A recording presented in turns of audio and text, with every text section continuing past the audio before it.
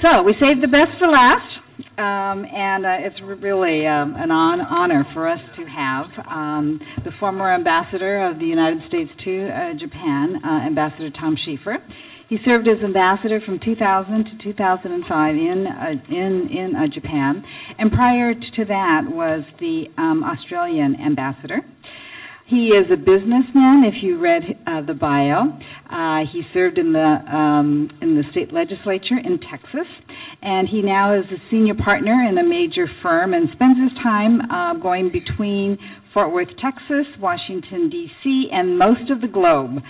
So it's with great pleasure that I ask Ambassador Schieffer, who is also a member of the Board of Councilors of the U.S.-Japan Council, to bring us closing remarks. Ambassador?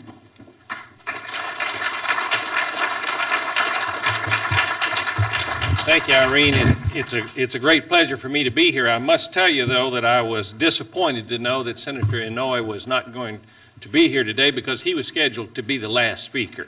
And I knew that if he was the last speaker, you wouldn't leave before I had a chance to say anything. But I do feel a little pressure today to try to deliver some remarks that you would enjoy. But I must admit it's not the kind of pressure that I had one night in Japan when I spoke to a Japanese-American society there.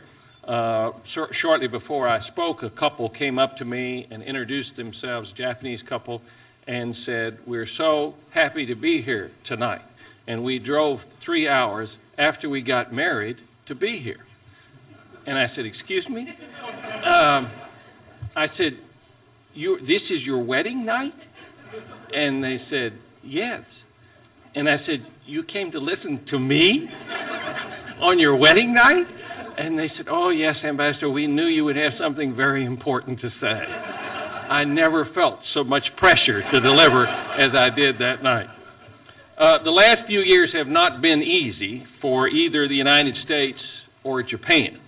Financial problems and the political fortunes of our two governments have led to moments of stress in the relationship. And pessimism more than optimism has been the fashion of recent times.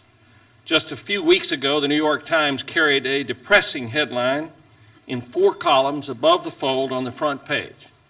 It read, "Japan goes from dynamic to disheartened." And underneath the subline was, "Retrenchment offers the West a grim vision of the future." Martin Fackler, a very good reporter in Tokyo who I met while I was there, serving as the American ambassador, had some very gloomy things to say about the Japanese and the future of Japan. He quoted a middle-aged Japanese man who preferred only to use his first name of Masato because he was contemplating filing for bankruptcy. Masato said, quote, "Japan used to be so flashy and upbeat, but now everyone must live in a dark and subdued way." Fackler went on to claim that Japan had become, quote, "little more than an afterthought in the global economy." He quoted several undeniable facts in support of his thesis that deflation had robbed Japan of much of its vitality. Fackler reminded us that Japan's government debt is now 200% of national GDP. The Japanese stock market is 25% the size it was in 1989. The average price of a Japanese home is the same as it was in 1983. And the overall economy is no larger than it was in 1991, when some economists were predicting that Japan would overtake the United States to become the world's largest economy in, you guessed it, 2010. While I felt the Fackler piece was overly pessimistic, those who think the Japanese economy is now only an afterthought of the global economy forget that Japan is still the 3rd largest economy in the world, bigger than Germany, bigger than the UK, bigger than France, and just slightly smaller than China. Japan is also the 2nd largest holder of American treasuries in the world. The Japanese economy is no afterthought. Still, while I didn't particularly like reading about Japan in the way that Fackler presented it, I had to admit that a lot about what he was saying was true. Japan has done much in the last 3 years to marginalize itself, both economically and politically, on the world stage. I find that ironic because when I first arrived in Tokyo in 2005, the world view of Japan was quite optimistic. Most people, myself included, thought that Japan had crossed a post-war threshold and was ready to assume a greater leadership role on the world stage. Prime Minister Junichiro Koizumi became the second longest serving prime minister in post-war history by being a strong advocate of reform. Economically, Mr. Koizumi was determined to make Japan more competitive in an increasingly globalized world, and he was successful. Politically, he famously promised that he would either reform his own Liberal Democratic Party or destroy it. Reform it, he did. The public loved it, and Mr. Koizumi retired from public office with the highest approval ratings in Japanese history. When he left office, Japan was a bigger player on the international stage, and it was emerging from the fiasco of the so-called lost decade. But Mr. Koizumi's successors found it harder to maintain the momentum of reform that he had begun. A series of petty scandals robbed his immediate successor, Prime Minister Shinzo Abe, of much of the mantle of reform that he had inherited. When Mr. Abe allowed many of Mr. Koizumi's opponents to return to the LDP, voters thought the LDP was reverting back to its old ways rather than continuing along the reform path that Mr. Koizumi had engineered. Then the real trouble began. Mr. Abe wound up with the unenviable task of announcing to the Japanese people that 64 million pension accounts had been lost by the government. Now, can you imagine what would happen if the President of the United States had to tell the American people that the federal government had lost 64 million Social Security accounts? If the President had to say that the government did not know whose accounts were lost, who had paid into them, or who was entitled to the benefits? Well, that's what happened in Japan, and it happened a couple of months before their election for the upper house. As you can imagine, the pension fund debacle set off a political tsunami. The ruling LDP lost the upper house, and for the first time in its history, Japan had a divided government. In a country that reveres and constantly seeks consensus, this was a stunning development. 5 prime ministers and 2 elections later, the Japanese are still reeling from the effects of that upper house election in 2007. Let me add here that my remarks are not meant as a criticism of the Democratic Party of Japan that won that election, nor should they be taken as an endorsement of the Liberal Democratic Party that lost it. I bring up that election only to remind people that it did not turn on issues related to the U.S.-Japan relationship. It turned almost completely on domestic political issues and the incumbent government's inability to govern competently. The result was a split government that made it very hard for the LDP to govern, even though it had a 2/3 majority in the more powerful lower house. When the DPJ won the lower house in 2009, it was hoped by many of us that a unified government would recapture the momentum that Japan had lost. Instead, indecisiveness and the inability to manage the U.S.-Japan alliance in a positive way caused the DPJ to lose the upper house in the election last summer, which resulted once again in a split government for Japan. Now, both parties have suffered from split governments during the last 3 years, and neither has found an effective way to deal with them yet. Now, having said all of that, you might be surprised to hear me say that I'm not as pessimistic about Japan as Mr. Fackler. The Japanese will ultimately figure out a way to govern effectively, but it may take them a while to do it. We in America need patience while they work it out.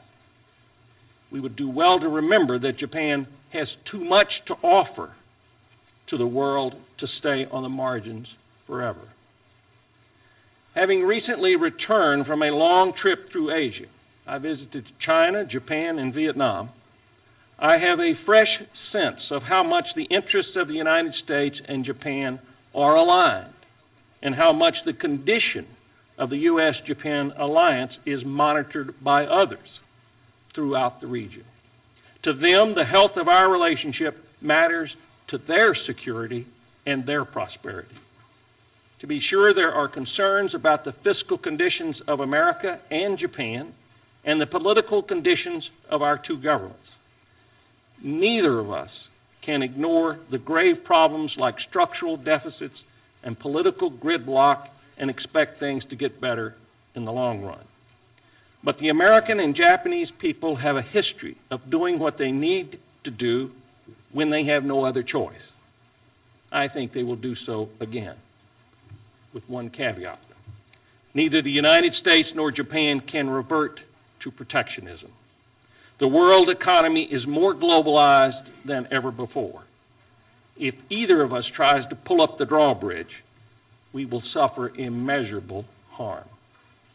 Americans need to remember that 1 out of every 5 jobs in this country depends on trade. The Japanese need to recognize that their economy will only grow when it is as easy for an American to do business in Japan as it is for a Japanese to do business in America. We both need to work together to make the pie bigger than worrying about our respective slices of the pie. Both America and Japan have to face up to the reality of our fiscal conditions. They are dire. As I've already said, Japan's debt is now 200% of GDP. America's is about 90%. And that doesn't count the unfunded liabilities we both have to pensions and Social Security benefits. As a point of reference, Greece today has a debt that is 113% of GDP. Clearly, all of us, whether we are Americans, Japanese, or Greeks, have to do more to close the gap between government expenditures and government revenues, or we are headed for a financial crisis of unprecedented proportions. But here's where I have more optimism than some about America and Japan. When I look out on the world today, I know we can compete wherever we go. The tide of history is still with us. More people accept as universal values the things that we hold most dear: free speech, free press, and free markets. While some question whether capitalism still works, I question whether anything else would work better. Some Chinese like to point out today that China is still growing, while America and Japan appear to have stumbled. We need to point out that China only began to prosper when it embraced the idea of free markets. Whether you are in China or Vietnam or America, more people than ever believe that markets produce more jobs than governments. And when you think about it, what Japan and America have to offer to the rest of the world, you know that we can be successful wherever we go. Despite the recent downturn, world GDP is reaching new heights. More people are doing well than ever before. Whether it is in China or India or Africa, hundreds of millions of citizens are leaving poverty behind.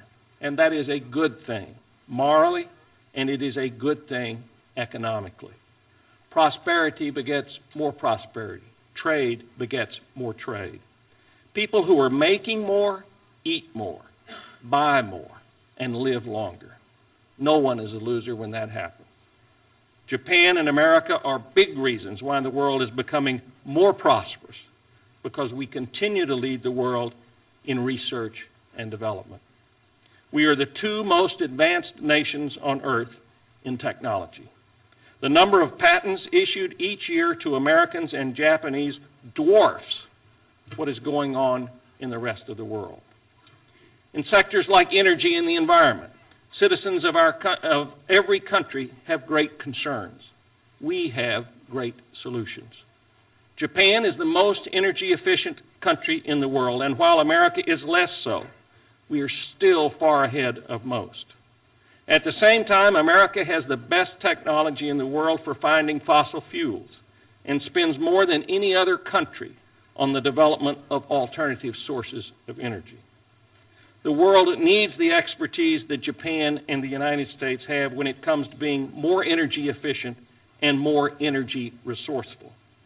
As a result, we both have something to sell in every corner of the world, and it is not just confined to energy and the environment.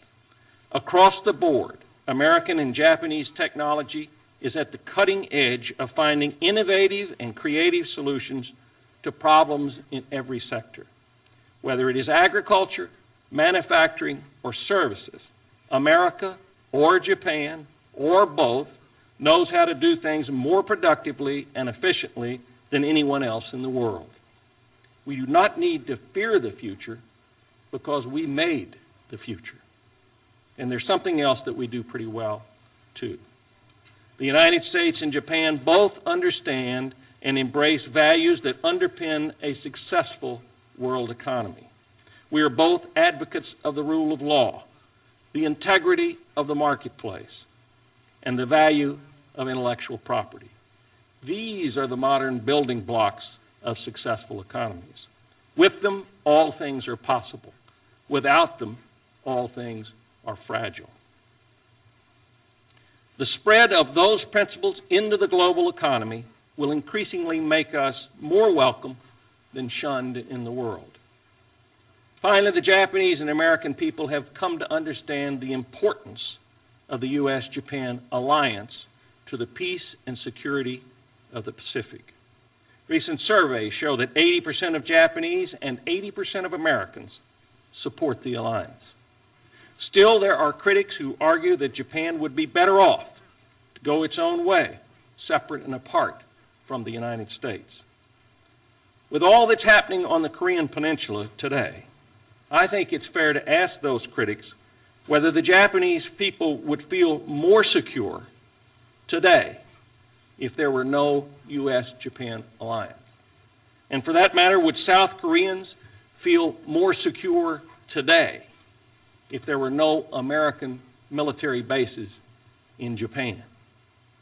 I think the answers to those questions are pretty obvious, and it would be good to remember them when we have difficulty resolving some of the issues surrounding the military presence of the United States in Japan. Contrary to what our friend Masato might say, I do not think Japan is a dark place today. It may have its problems, but it's more committed than ever to democratic solutions. While its economy has sputtered, it is still the third largest in the world. It still pays the second largest UN dues, and it is still a major source of development aid. Japan still counts, and it will do so for decades to come, especially to Americans. Japan is still America's second largest overseas agricultural market, the largest buyer of American airplanes, the largest purchaser of pharmaceutical products and medical devices, the largest purchaser of American movies. American insurance companies collect $50 billion a year in premium income from Japanese customers. The United States runs a $17 billion trade surplus with Japan when it comes to the service sector. In short, Japan is still a big customer and a big opportunity for American business. And Japanese companies continue to invest huge sums in the United States that create more jobs for American citizens. Toyota, for instance, employs more Americans than Intel or Cisco or American Express. Our two countries were once the worst of enemies. Now we are the best of friends. We are both the better for it. We must continue down that path. That's why I'm so honored to be with you today. That's why I'm so confident that the United States-Japan cooperation that is going on in this room today will be of great benefit to both countries for years to come, because the relationship between our two countries has been a force for good for decades, and it will be a force for good for decades to come. Thank you very much.